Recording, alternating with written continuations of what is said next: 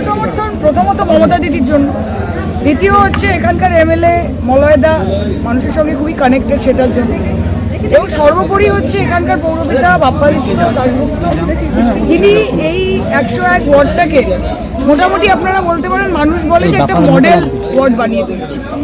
সেই জন্য এই সমর্থনটা বা ভালোবাসাটা আমরা পাই। এবার আগামী দিনে আমি যদি আসতে পারি আমি আরও চেষ্টা করবো ইমপ্রুভ করার, আরও বেটার কিছু করার। কাজ করা হয়েছে, পরিষেবা দেওয়া হয়েছে, এমএলএও যথেষ্ট সাবস্টেন্সিয়াল ফিগারে জিতেছেন। আমরা আশাবাদী মানুষ যেভাবে রেসপন্ড করছেন এবং রাজ্য সরকারের যে প্রকল্পগুলো তার ফল মানুষ ভোগ করছেন, সুতরাং অবশ্যই মমতা বন্দ্যোপাধ্যায়ের প্রার্থীকে আশীর্বাদ করবেন। এটা বলা খুব মুশকিল, লড়াইটা ত্রিমুখী। এখানে সিপিএম এবং রাম এবং বামের একটা জোট হয়ে গেছে, একটা অদৃশ্য জোট। সেই জোটের কি দাঁড়াবে সেটা দেখতে হবে। তো যাদবপুরে কোনো হাড্ডাহাড্ডি লড়াই নেই, যাদবপুরে একটা প্রেস্টিজিয়াস সিট, যাদবপুরে সিটটা নিশ্চিত, কিন্তু কত ভোটে জিতবে সেটা নিশ্চিত। আমি আমার ওয়ার্ডের মানুষ তো যথেষ্ট স্বতঃস্ফূর্তভাবেই ক্যান্ডিডেটকে রেসপন্ড করেছেন।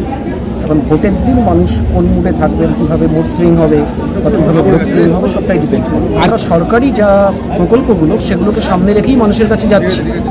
আমরা তো হাওয়ায় কথা বলছি না, আমরা যেটা করেছি সেটাই মানুষের কাছে নিয়ে যাচ্ছি।